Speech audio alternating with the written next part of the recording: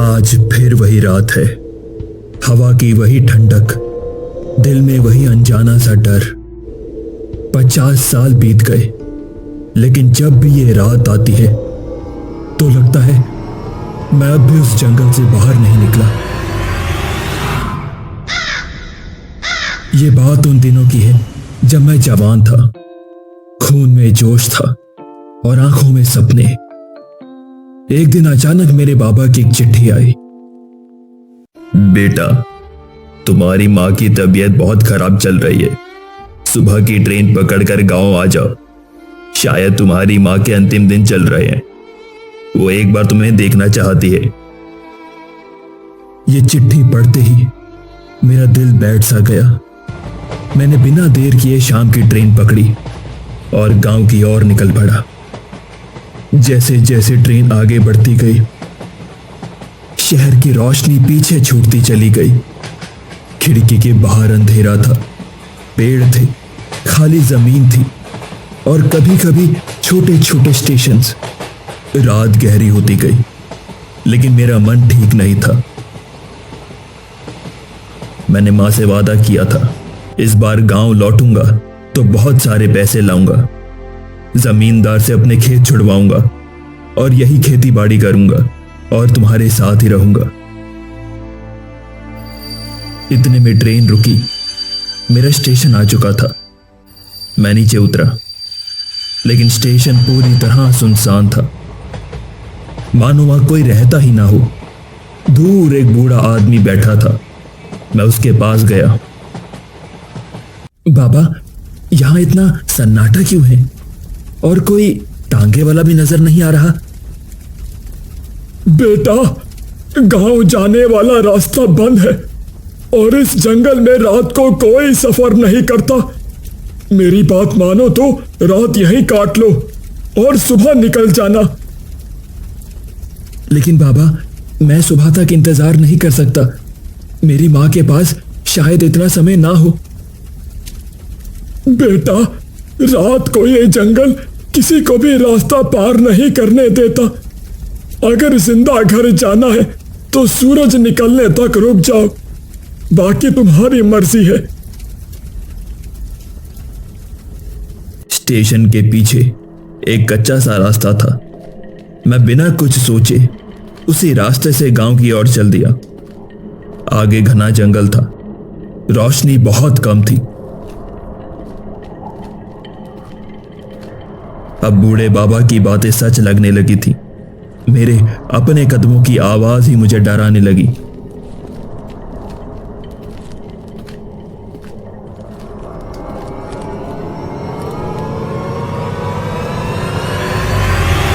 जैसे ही मैं जंगल के भीतर पहुंचा, हवा बदल गई, ठंडी, भारी और डर से भरी।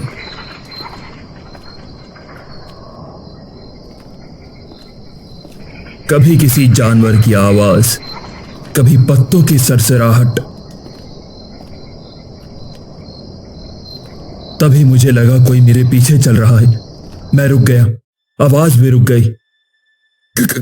कौन है वहां? सामने आओ, मैं तुमसे नहीं डरने वाला।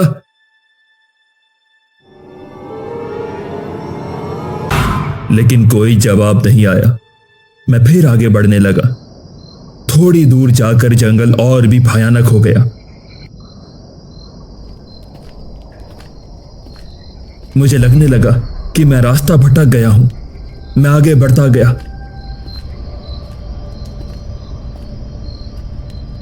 लेकिन फिर उसी जगह वापस आ गया। ये कैसे हो सकता है? मैं तो फिर उसी जगह आ गया। क्या यह रास्ता कभी खत्म नहीं होगा? शायद वो बूढ़ा बाबा ठीक कह रहा था। ये जंगल रात में किसी को रास्ता पार नहीं करने देता, पर मुझे निकलना ही होगा। मेरी मां मेरा इंतजार कर रही है।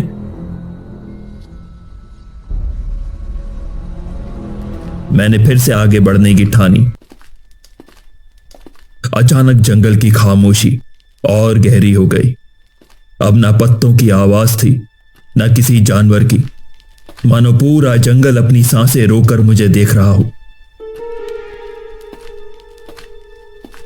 तभी कहीं दूर से आवाज सुनाई देने लगी। कोई है, बचाओ मुझे, कोई है।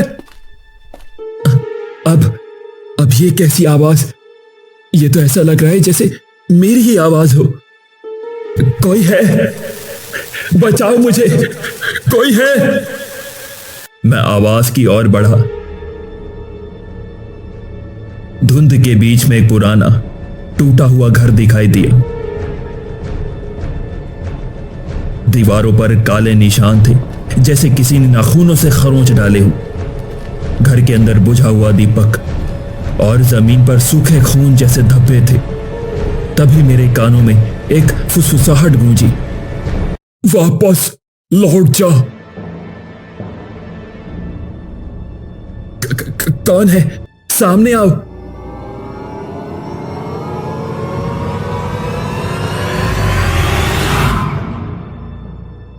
कोने में एक टूटा हुआ आईना रखा था। जैसे ही मैं उसके सामने पहुंचा, आईने में मेरा प्रतिबिंब मुस्कुरा रहा था। ये मैं नहीं हूं। तू रास्ता ढूंढ रहा है, पर ये जंगल तुझे चुन चुका है। अचानक फिर एक धुंध ने मुझे घेर लिया और मैंने देखा मेरे चारों ओर दानवीय पेड़ खड़े थे, जिन पर मानव आकृतियां बनी थी।